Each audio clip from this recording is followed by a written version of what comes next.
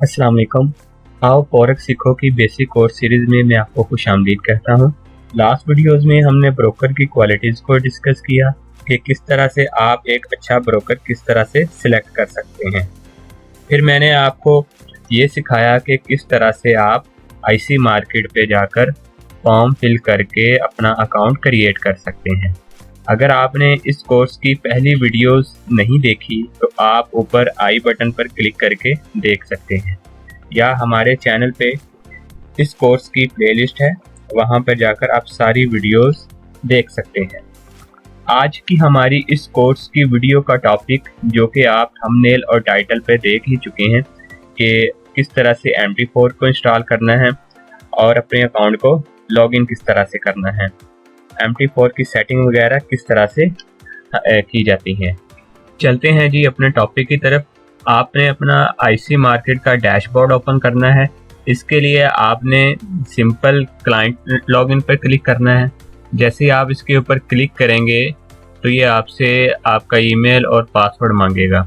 Email और password लगाने के बाद आपने इसको लॉगिन कर देना है। जैसे ही आप लॉगिन करेंगे तो आपके आईसी मार्केट का जो डैशबोर्ड है वो ओपन हो जाएगा।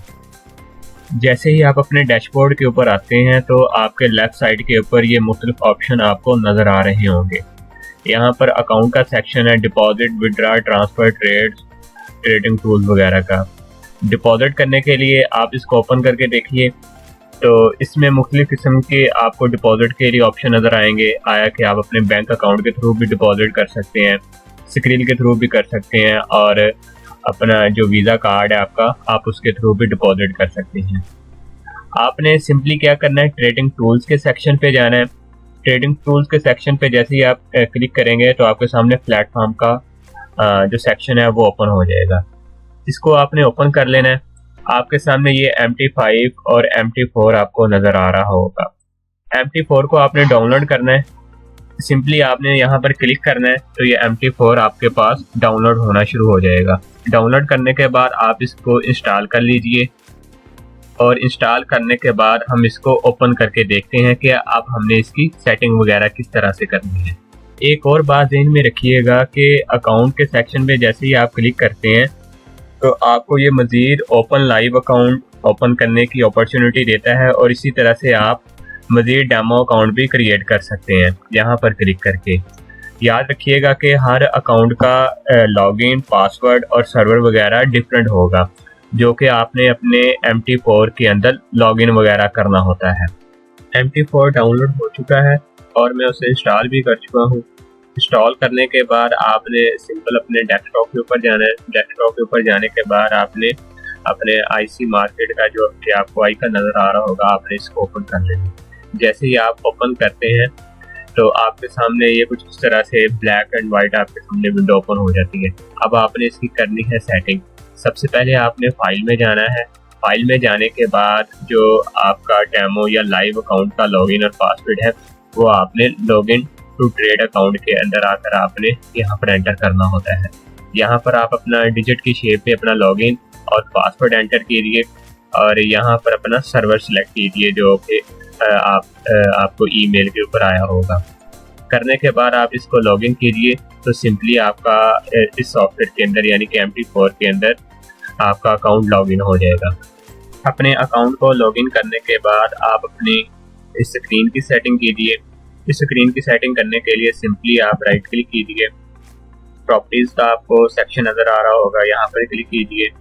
यहाँ पर क्लिक करने के बाद आप बैकग्राउंड कोई भी सिलेक्ट कर सकते हैं जो आपको यूज़ करने में इसमें आसानी हो। दैट्स फॉर हम डार्क खाकी रख देते हैं, फोरग्राउंड हम ब्लैक ही रहने देते हैं, बार आप हम ब्लू ही रहने देते हैं, और डाउन बार रेड ही रहने देते हैं। बुल कैंडल भी ब्लू ही रहने देते हैं, और बियर कैंडल रेड ही रहने देते हैं। इस तरह आस्क लाइन और स्टॉप लेवल को आप सेलेक्ट करने के बाद आप ओके कर दीजिए। ठीक है, अब आप इसको सेव कर लीजिए एज अ टेम्पलेट के तौर पर। सिंपली यहाँ पर क्लिक कीजिए और सेव टेम्पलेट पर जाकर यहाँ पर आप इसे कोई भी नाम दे दीजिए। Let's suppose my screen. Save के बटन पर क्लिक कीजिए। अब ये आपके पास सेव हो चुकी है। जैसे ही आप कोई नया पेयर सिलेक्ट करते हैं तो आप उस पेयर को ओपन कीजिए और टेम्पलेट के ऑप्शन पे जाइए। टेम्पलेट के ऑप्शन पे जाने के बाद जो आपने एज अ टेम्पलेट के तौर पर क्रिएट किया था माई स्क्रीन, उसके ऊपर क्लिक कीजिए।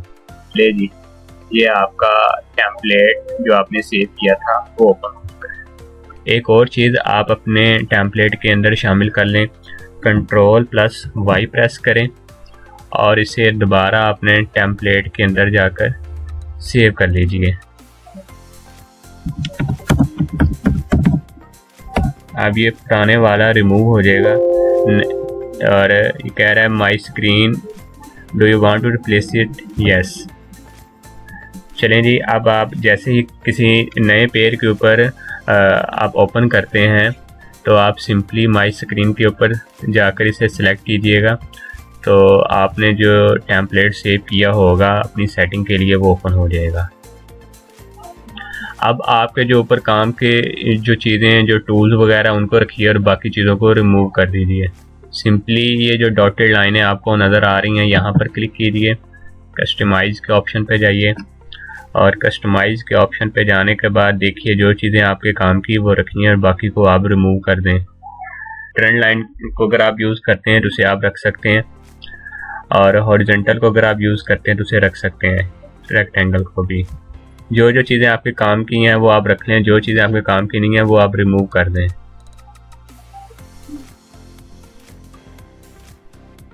बस मेरी तो यही चीज़ें काम की हैं, मैं ये क्लोज कर देता हूँ। ये देख लीजिए जी, ये काम की चीज़ें मेरे पास ऊपर आ गई हैं।